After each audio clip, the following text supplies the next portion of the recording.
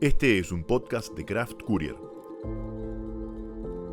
en el que Agustín Garetto y Milan Jelic analizamos semanalmente la política, la economía, la cultura, los temas internacionales y los hechos relevantes con una visión de conjunto, reflexiva, analizando tendencias, actores y teoría para entender mejor la realidad, priorizando la calidad de un análisis artesanal por sobre la velocidad y la cantidad.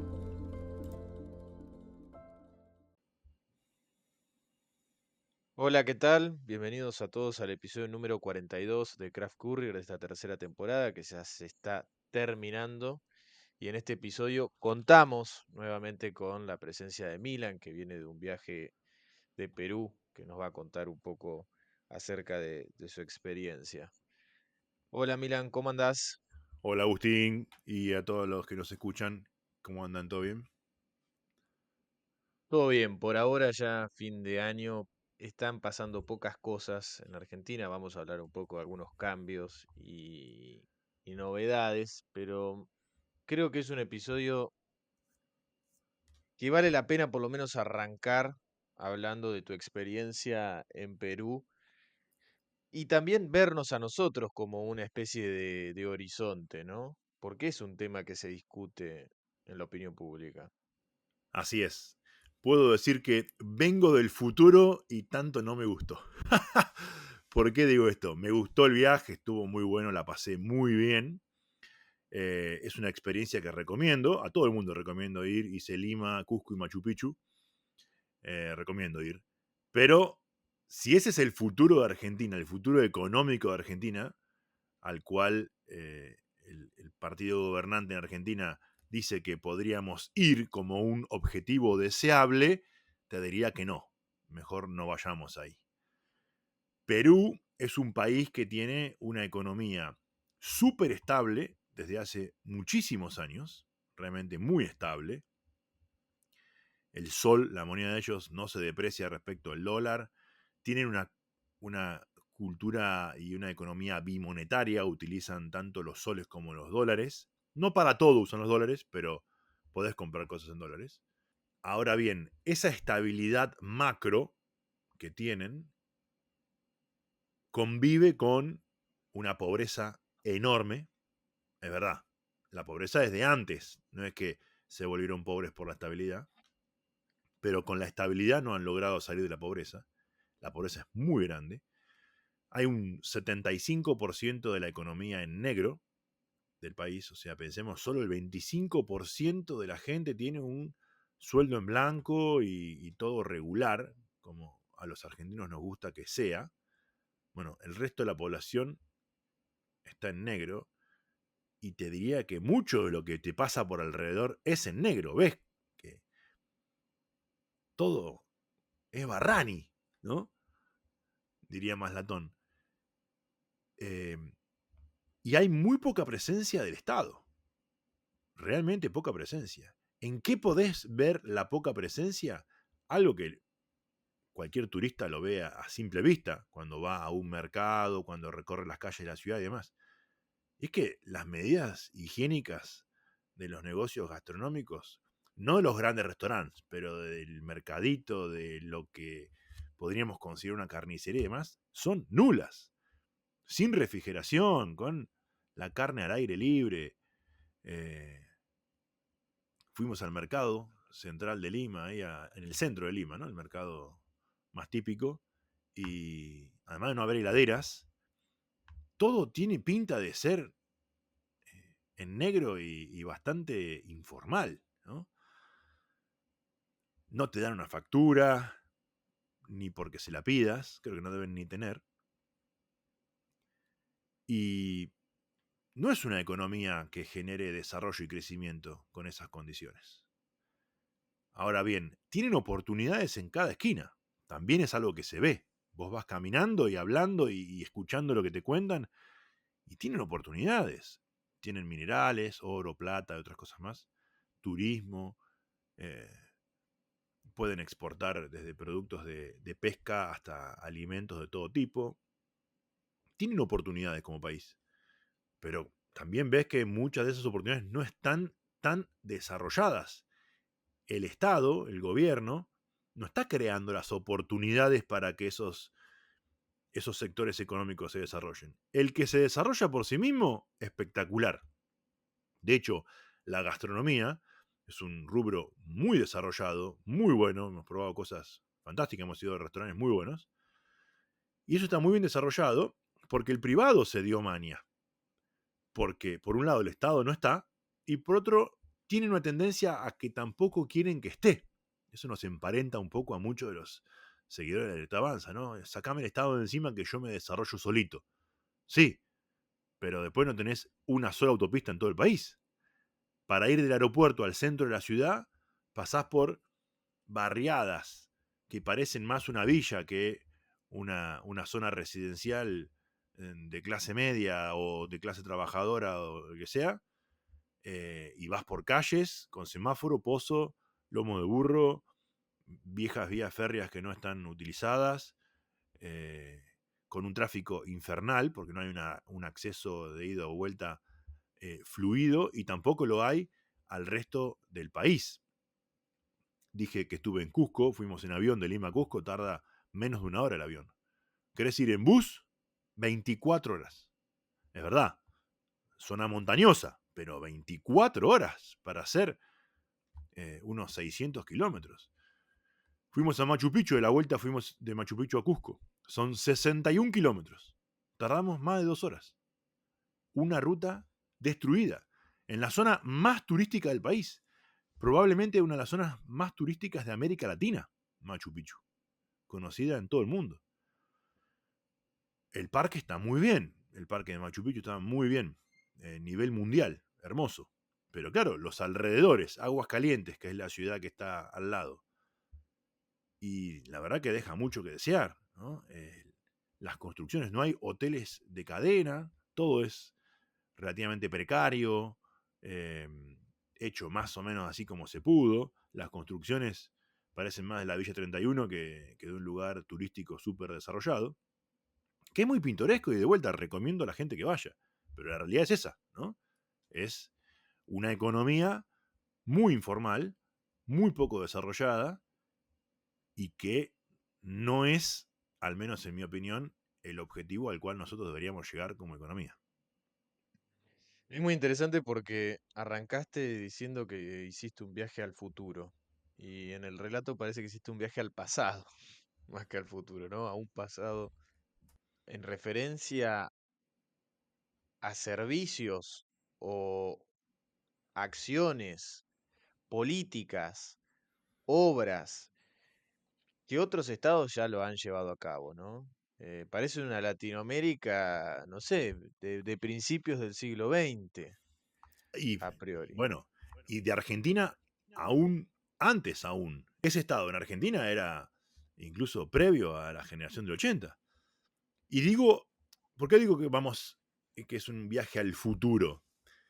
Bueno, porque si nuestra economía va a ser una economía de estabilidad macroeconómica, pero de una microeconomía muy, muy devaluada, muy caída, recesiva, y donde solo el privado va a tratar de salvarse como pueda, bueno, entonces probablemente tenderemos a una situación como la de Perú. Ellos dicen, tenemos una gran estabilidad. Yo muchas veces decía, bueno, sí, ojo que hay una gran estabilidad también en los cementerios, ¿no? Tranquilidad y paz y silencio, pero están todos muertos. La micro, lo hemos dicho muchas veces, es más importante que la macro. La macro ordenada te ayuda, tiene que haber una macro ordenada y no es tan difícil de hacer. Es verdad que a la Argentina le costó mucho y es un gran mérito del gobierno de Milei haberlo logrado, claramente, siempre lo decimos y lo marcamos, haber estabilizado ciertas variables, pero la micro es la que te hace crecer, ¿no? El desarrollo, todo lo que es la economía del desarrollo, está basado en la micro.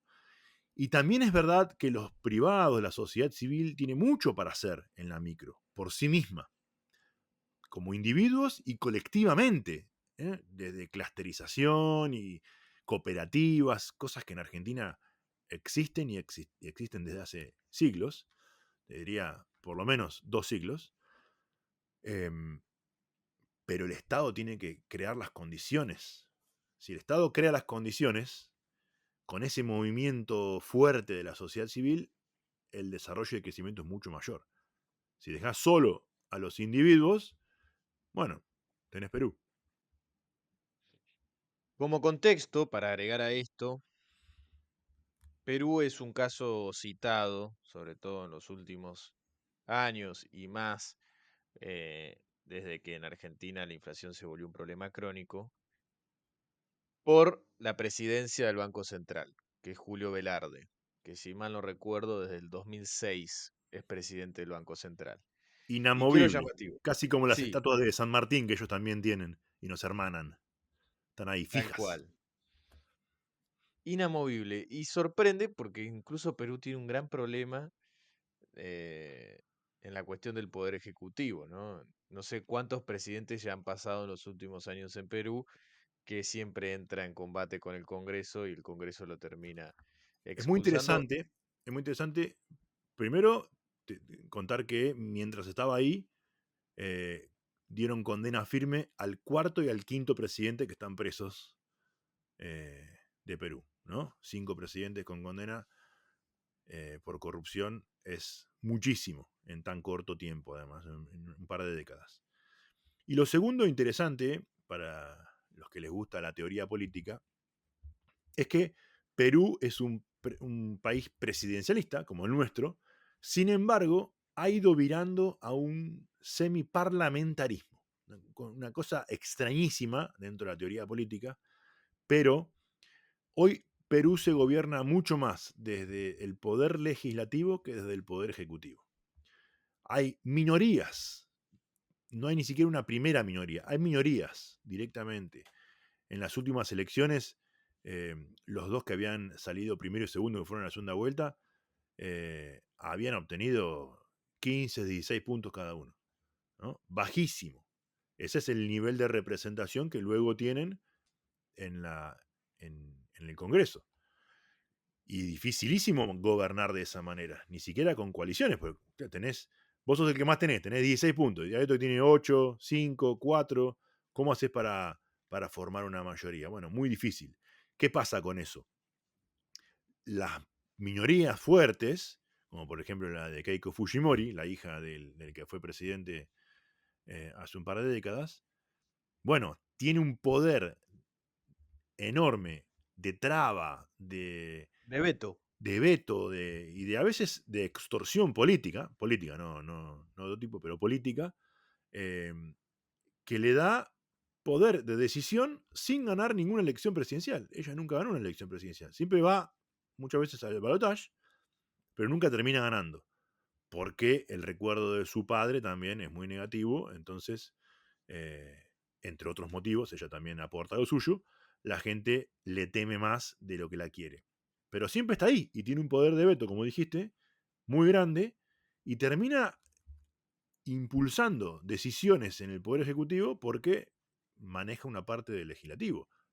Entonces, es un modelo raro, extraño en la teoría política, de un presidencialismo que se convierte a un semiparlamentarismo.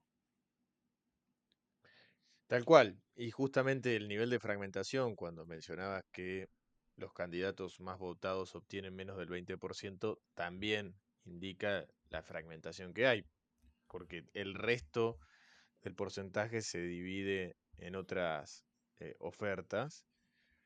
Bueno, genera esto de que hay una gran cantidad de jugadores con capacidad de veto y hace imposible salir adelante y bueno, entran en procesos de estancamiento o de parálisis legislativa o ya de embate contra el Ejecutivo, que es lo que siempre sucede cada determinado tiempo en Perú y son eyectados los presidentes, pero el del Banco Central se mantiene a pesar de toda esta turbulencia.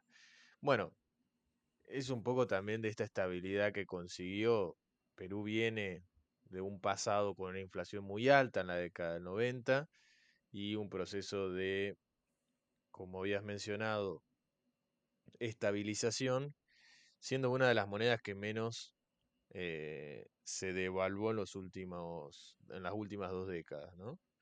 Eh, pero como decís, eso no alcanza. No es que con eso ya se abren las puertas del paraíso y la cosa es mucho mejor.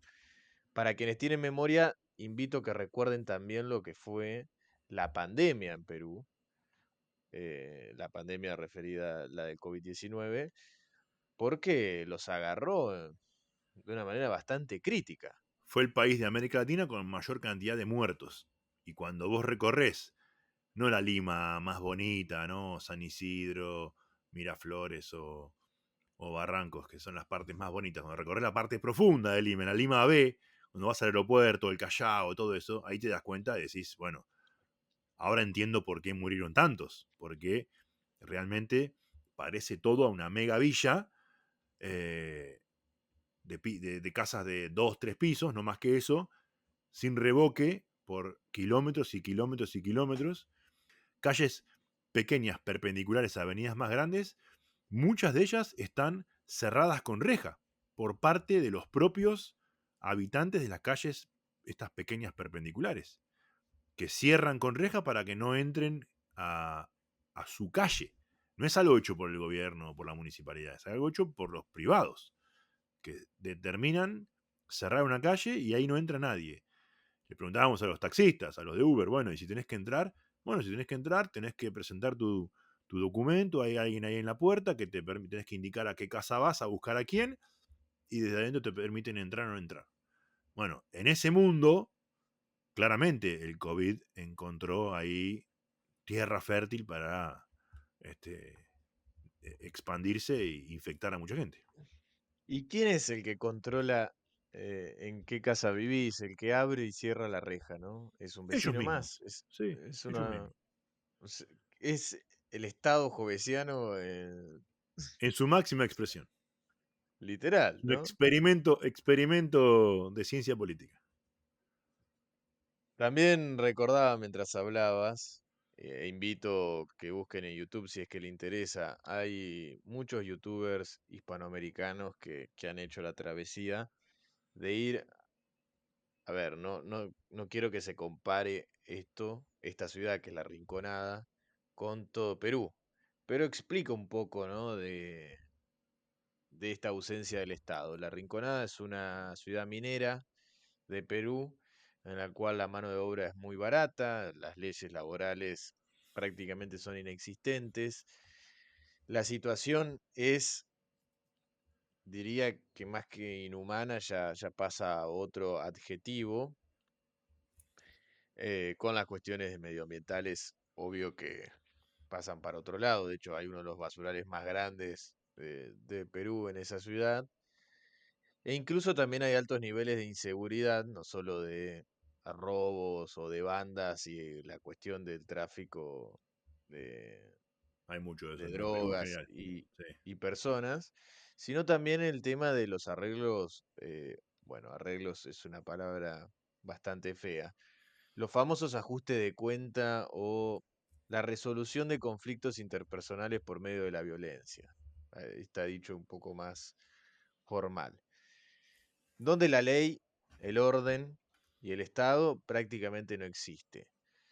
Hay un video de Luisito Comunica, que es un youtuber muy conocido, que lo pueden ver. Él literalmente visita la Rinconada con un convoy de militares peruanos por su seguridad. Después hay otros videos que son un poco menos dramáticos, pero todos demuestran eh, esta situación de violencia, desidia, ausencia y que realmente es un estado jovesiano. Y eso que Luisito Comunica ha estado en todos lados. O sea, ha visto lo peor de lo peor y te muestra eso. Bueno, eh, de vuelta, recomiendo ir a Perú. Está bueno. La gente es sumamente amable, pero realmente muy, muy amable. Y te atienden bárbaro y la pasás bien. Pero uno no puede dejar de comentar realmente con ojos argentinos también. Ahí es también de cada vez que uno sale empieza a reivindicar las cosas que tenemos, ¿no? Buenos Aires, el Colón es de principios del siglo XX y las grandes avenidas y los palacios y el orden, el subte de 1913, el primero, la línea A, los ferrocarriles que te llevan a todos lados. Ya no, pero que en algún momento nos llevaron a todos lados. Tenemos autopistas. bueno, tenemos un desarrollo cultural y social con villas y pobreza, etcétera, pero eh, en mucha menor medida que otros países. Empezás a valorar todo eso, decís, bueno, no, estamos mal, pero comparados con otros países, ellos están peor que nosotros, ¿no? Sí, además para no adoptar las mismas recetas, es más Claro, por eso, y exacto, también para invitar a Perú que no siga por ese camino, ¿no? exacto. No es una cuestión de Perú en particular, hay otros países que también están en una situación similar o peor, sino justamente es de evitar casarnos con unas ideas que parecen muy bellas, la estabilidad macroeconómica como la primera y última causa de la existencia, que está bien, pero si nos vamos a desentender de absolutamente el resto, de todo el resto, y bueno, el futuro no es tan prometedor, ¿no? Bastante angustiante, Tal cual. Ni clasificaron en el mundial, imagínate. Pobres. además. Que son nuestros grandes aliados en América Latina, además, ¿no? Nos encantaría que les fuera mejor. Si hay un país hermano en América Latina, es Perú. Y cuando vas, te lo hacen sentir, ¿eh? Nos quieren un montón a los argentinos. Y recuerdan y haces un tour y te hablan de San Martín y de las Malvinas. Es un país hermanado con Argentina. Hay muchos peruanos en Argentina. Hay muy buenos restaurantes de gastronomía peruana en Argentina. Eh, Nos gustaría que le fuera mejor. Pero bueno, es interesante ver realmente que si ese va a ser nuestro futuro, vengo de ahí y no está tan bueno. Bueno, además de Perú hay otros temas de los cuales vamos a hablar.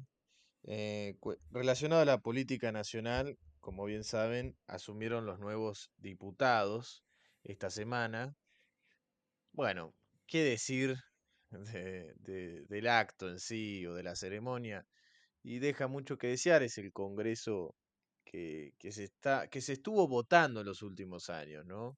Porque es algo que se registra en los últimos años con una tendencia cada vez más acelerada exponencialmente. Yo no sé qué va a ser en el próximo 27, porque si cada vez vamos cayendo eh, así, bueno, Y lo peor de eh, todo es que no se salva ningún partido. Todos no, los no. partidos han montado un show eh, desastroso realmente en la asunción de los nuevos diputados. Veremos qué pasa la semana que viene con el Senado, que van a jurar los nuevos senadores. Pero no se salvó ningún partido. Y cuando vos decís, es el Congreso que hemos supido votar en los últimos años, es que es así en todos los partidos. Todos los partidos han decaído en sus representantes que llevan en las boletas para que después terminen en el Congreso. Lo del otro día fue realmente patético, ¿no? Y de vuelta, de todos los partidos, todos los partidos. Sí, no, no se salva ninguno, no es con alguno en particular. También habla del fracaso, ¿no? De los políticos, de la vieja política, ¿no? Habla un poco también de eso. Pero bueno, es esta la realidad que tenemos. En relación con el Congreso, La Libertad Avanza consiguió ser la primera minoría, finalmente superó al bloque de Unión por la Patria, con la integración de Francisco Morquio, diputado por Entre Ríos, que responde al gobernador Frigerio de dicha provincia. Él estaba en ese bloque llamado Encuentro Federal, el de Piqueto y demás, los del medio, y decidió volcarse a la Libertad Avanza y con esto ya consiguieron la primera minoría, lo que le permite una representación mayor en las comisiones y demás, ¿no? Interesante hacer el análisis de hace 4 años. Eran liberales, libertarios, cuatro. Ponele, Milei, Villarruel, eh, Píparo. Y Píparo. Había algún que otro liberal más, estaba López Murphy eh, y alguno que otro más, pero es cuatro, supongamos cuatro, y ahora son la primera minoría en solo 4 años, destacable. La verdad que un cambio fenomenal en la representación política de Argentina. Veremos si es un cambio de época para siempre, si es algo circunstancial, habrá que verlo los próximos años. Pero es un cambio muy grande, muy grande.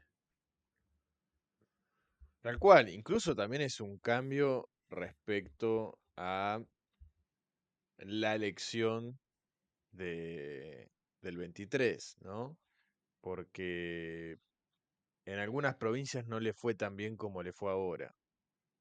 Por lo tanto, y además competía con ese Juntos por el Cambio que en algunas provincias logró cooptar como oferta política. Por ejemplo, la Ciudad Autónoma de Buenos Aires, como para poner un ejemplo, o la O Entre provincia, Ríos, que mencionaste antes. o Entre Ríos. Lo cual eso hace que, bueno, crezcan de una manera bastante importante y hoy estén alrededor de los 95, 94 diputados, la bancada. También hay que hablar de otro tema respecto a la representación. Creo que es interesante.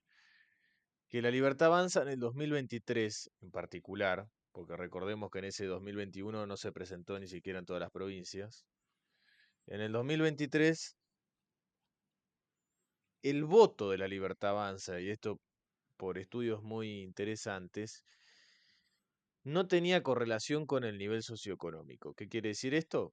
Que prácticamente lo votaban todas las clases sociales sin importar nivel de estudios, si tenían o no propiedad, si alquilaban, dónde vivían, qué servicios consumían, etcétera, o qué ingresos tenían.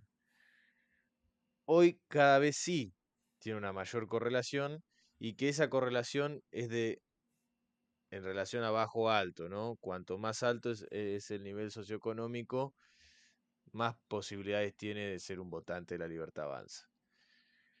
Y esto lo traigo también a colación con algo que se vio el mismo día de la asunción de los nuevos diputados, que es participando Javier Milei en un partido de polo, en sintonía con que, bueno, es un deporte de la clase alta, ¿no?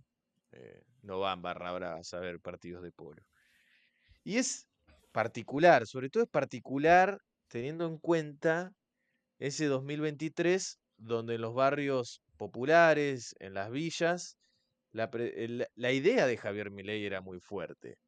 La ama de casa, aquel que se levanta a las 5 de la mañana para tomarse un colectivo de 2 horas para ir al trabajo, los rapis, a- el que no llegaba a fin de mes porque la inflación lo comía y no tenía un sueldo y hacía changas, o no tenía un sindicato que lo podía respaldar con un convenio colectivo, vivía, trabajaba en negro, etcétera. Y ver ahora a un Javier Milei en conjunto con Karina Milei, cuando me digo que Javier Milei entiéndase como fenómeno, no solo como persona, participando en esos actos de clase alta, participando en el mundo de los countries, por ponerlo como contraste, y a la visual es chocante. No digo ni que esté bien ni que esté mal, es simplemente una observación. No, y de hecho, a Eh, ver, está bueno que impulse la industria del polo, que es una de las cosas en las que Argentina más se destaca en el planeta. Es una industria de punta porque tiene tecnología, eh, es un nicho muy pequeño, ultra competitivo en los que están, y Argentina es el mejor, sin ninguna duda, pero lejísimo de cualquiera, y exportamos a Emiratos Árabes Unidos, Arabia Saudita, Europa, Bélgica, Estados Unidos, Inglaterra, a todos lados. Está buenísimo que desarrollemos aún más esa industria. Pero es verdad lo que decís vos, que es un poco raro que tenía otra base de sustentación electoral y, bueno, ahora ha ido mutando su base de sustentación electoral y también va eso en correlación con sus actos y con quienes se relaciona y con quienes no. Tal cual. Y ahí sí le quiero hacer una advertencia, porque esa correlación en el electorado, y bueno, también puede ser por una cuestión de la microeconomía, porque ese sector del barrio popular es el que más lo sufre. También lo sufre el del country, ojo, porque si me voy si me pongo a ver el partido de polo, en relación a la Dolfina, a la Martina, es decir, empresas que también hacen ropa. Y bueno, no la están pasando muy bien la industria textil hoy, como anécdota, pero la pasamos mal en general. Pero los sectores populares son los más golpeados hoy, así que bueno, pongamos un ojo ahí, o que ponga el gobierno un ojo ahí Sí. respecto a la situación. En estos estudios que vos comentabas, por ejemplo lo hace Sara Saga, siempre comentado por Pañi en sus editoriales, y otros más que hacen estos estudios de qué electorado vota a quién, bueno, se ve claramente un corrimiento del 25 respecto del 23, como en el 23 tenía un voto homogéneo, muy horizontal, todas las clases sociales o socioeconómicas lo votaban de una manera parecida, el famoso 30%, y hoy no, hoy a mayor clase o pertenencia socioeconómica, mayor es la intención de voto o mayor es el voto hacia Javier Milei. Que ese era el voto típico de Juntos por el Cambio. Entonces, un Milei que sorprendió a todo el mundo porque en el 23 le quitó votos a todos, a los peronistas, a los de Juntos por el Cambio, incluso te diría que hasta la izquierda. En el 25 se pareció mucho más al típico voto de los últimos años, últimas elecciones, de Juntos por el Cambio. Y el peronismo recuperó, el peronismo en sus diferentes vertientes, no solo en la mayoritaria, fue recuperando parte de esa clase más baja que siempre se dice, y hay algo de evidencia, lo ha votado en mayoría.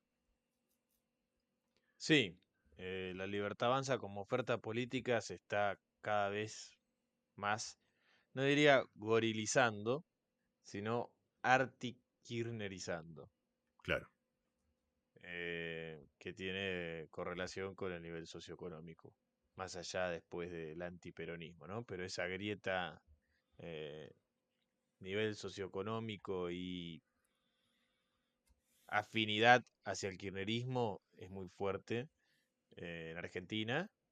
Y lo que parecía que en el 2023 había terminado, bueno, las elecciones del 2025 demuestran que no. claro. Y en parte es porque, bueno, Milei, que estaba tan horizontal, deja de obtener la representación de una parte del electorado que vuelve al peronismo o buscará otro, pero que claramente lo ha ido perdiendo eh, la Libertad Avanza. Sí, recuerdo el episodio de Sami, fueron los primeros que se bajaron del barco, ¿no? Exactamente, ese fue la expresión que usó en base a estudios profundos y bueno, el resultado de las elecciones demuestra eso. Algunos dirán, bueno, pero ganó las elecciones. Sí, sí, ganó las elecciones, pero estamos hablando de quiénes componen su electorado, quiénes son los que lo votan. Te puede ser que lo voten más gente, pero de otro tipo de características. Ganó de elecciones, las puede seguir ganando, evidentemente, pero sí que cambia su composición en el electorado y que se lo ve también en las actitudes, ¿no? Esto de presenciar el partido de polo o cualquier otra cosa. Y es llamativo. Y algo que se desprende directamente de este análisis es algo que ustedes trataron en el episodio anterior con Tito Nolasco, a quien agradezco que haya participado, colaborando en que yo no estaba, es ¿y qué pasa con, así generalmente, Juntos por el Cambio, más específicamente con el PRO? Porque si la Libertad Avanza se come ese electorado, ¿qué queda para ellos? Lo hemos hablado un montón de veces. Y es un fenómeno que vamos a seguir analizando porque fue un actor tan importante de la política que gobernó Argentina, el país, la provincia de Buenos Aires, la ciudad de Buenos Aires y un montón de municipios a la vez, y hoy se ve reducido a una docena de diputados, algún que otro senador que le quedó ahí por ahí. Tiene intendentes, tiene algunos gobernadores, pero que hay que ver cuánto de amarillo les queda. Pero claramente el electorado, que es lo que importa, porque es quien te vota, ¿no? A quién representás o qué representás, viró hacia la Libertad Avanza. Y si la Libertad Avanza logra consolidar esa representación, no hay más lugar para el PRO. Coincido. Creo que el PRO nunca llegó a meterse de lleno en la política subnacional, en lo que podríamos decir la territorialización del- de la política, ¿no? Del poder, porque mencionás, bueno, tiene gobernadores en otras provincias. Sí, pero también son gobernadores que ya tienen su estructura, que vienen de otros partidos más tradicionales o que incluso se abrieron o se están por abrir. O se basan en realidad más en la estructura radical histórica de sus provincias, Sí, como Chubut o Entre Ríos, que es su propio armado amarillo. totalmente. Y creo que ese va a ser el desafío de la Libertad Avanza si no quiere pasar por lo del PRO. Es la territorialización como partido. Que empiecen a poner gobernadores fuera de lo que es el provincia de Buenos Aires y ciudad autónoma. Creo que eso como desafío va a ser algo muy importante incluso para la política nacional y para cualquier partido que venga acá adelante, porque hasta el peronismo lo tiene complicado, porque el peronismo hoy tampoco es cuántos gobernadores junta propios y está bastante difícil hacer la cuenta, porque varios ya tienen su agenda propia, Sí, ni tal hablar, cual. no sé, Zamora, Sí, Córdoba. Jalil, Córdoba. Bueno, Córdoba ni hablar, ¿no? Pero los que estaban más cerca de ese kirchnerismo duro y hoy están prácticamente en una vereda paralela, no sé si opuesta. Por su parte, los del PRO, uno los escucha en entrevistas o incluso gente que uno conoce y habla con ellos, que te manifiestan que el PRO no murió y que el PRO le da a Libertad Avanza en su reciente alianza eh, la parte más de experiencia republicana, eh, de gestión, que había sido su gran eslogan, su gran diferenciador. Algo de eso hay. Diego Santilli, ministro de Interior, viene del PRO, ha salido de esos cuadros. Eh, Dale algunos, 2 semanas. bueno, después sí, sí. Ya es Colorado, así que amarillo fue poco y capaz que no le cuesta tanto ser violeta. Pero le dieron mucha territorialidad a intendentes como Valenzuela, Montenegro y otros en las elecciones, especialmente de la provincia de Buenos Aires. Como que le aportan algo, ¿no? Algo un poco más de sustancia a la Libertad Avanza, tan joven y con tanta gente nueva que no ha tenido experiencia en la política. Pero bueno, como decís vos, creo que lo que dijiste ejemplifica, ¿no? Dale 2 semanas más a Santilli y capaz que ni se acuerda que fue del PRO. Alguien dice, PRO, no sé ni qué es eso, qué fue eso, no, ni idea. Eh, y termine diluyéndose eh, dentro de la Libertad Avanza. De vuelta, si el electorado va hacia un lado, bueno, no te va a votar nadie. ¿Dónde vas a sacar votos para...? Que era el análisis que hacíamos al comienzo, ¿no? ¿A quién le va a sacar votos la Libertad Avanza? Al comienzo de este año. Bueno, claramente se lo sacó a lo que fue Juntos por el Cambio. Así es. Bueno, al PRO también en su formación le pasa algo parecido, ¿no? Porque las figuras que formaron el PRO era una especie de reciclaje o reciclado de figuras que venían del peronismo y que también hicieron una especie de bautismo en el cual se olvidaron de su pasado como peronistas. Yo creo que va a pasar eso en la Libertad Avanza, seguro. Y los mencionaste vos, Valenzuela, Santilli y Montenegro creo que van a ser los próximos que van a tener una lavada de cara y se van a olvidar de todo su pasado político, como pasó con Bullrich, y van a formar parte de la Libertad Avanza. Creo que lo interesante de la Libertad Avanza es aprender de la experiencia del PRO para evitar que le suceda lo mismo, ¿no?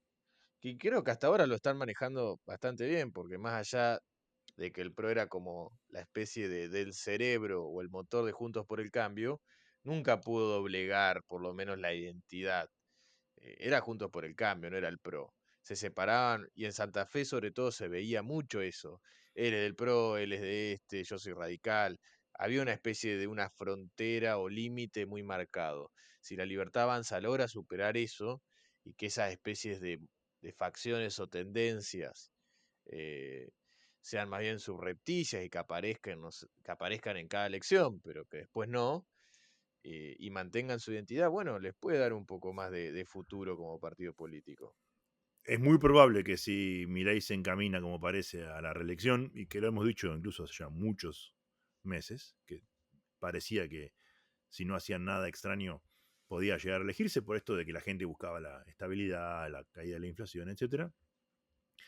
Si eso sigue siendo como parece, es muy probable que eso se dé naturalmente porque siempre eh, la gente va donde el sol calienta y no le gusta estar mucho en la sombra, con lo cual ese pasaje no va a ser tan difícil.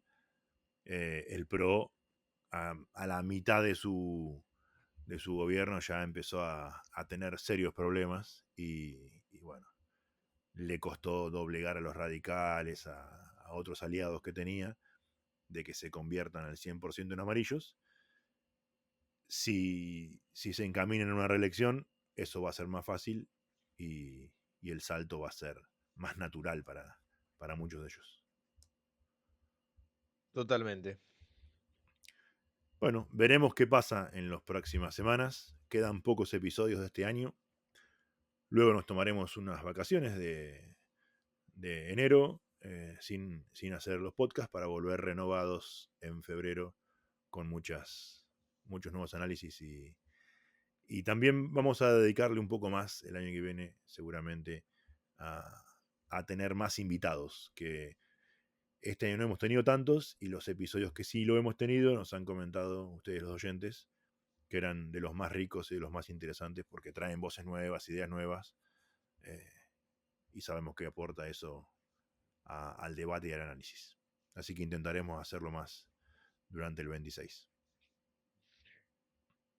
Bueno, como ya saben, compartan este episodio con sus conocidos si es que les gustó. Pueden ponerle me gusta tanto en Spotify como en YouTube. Síganos en ambas plataformas y los esperamos la próxima semana con un episodio nuevo. Hasta la semana que viene. Chau. Hasta la semana que viene, un abrazo.